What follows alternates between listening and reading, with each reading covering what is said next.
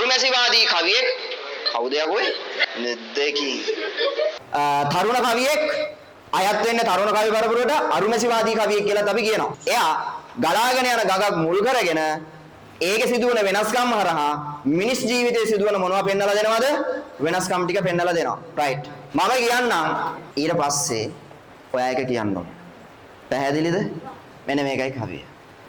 ජය මංගල ගීතාලෙට පිඹ පිඹ බට දඬු නලා ජය පෙන් බොන සෙමන රැලක් වෙලසට හඬ තල තලා රස කර මම පවසන්නෙමි මිනි කිංකිණි සොලවලා අසනු මැනවි අසනු මැනවි අසනු මැනවි තුටු වෙලා අහලා තියෙනවද නෙද්දකි එහෙනම් මේක මම කැමති නෑනට නෑන කැමති නෑ මට රයිට් මුනිසිරිපා දාන්න දැන් එහෙනම් මුනිසිරිපා සිඹිමින්නේ සමනලගිරි පෙදෙසින්නේ මද සුළඟයි මේ එන්නේ මගේ පුතා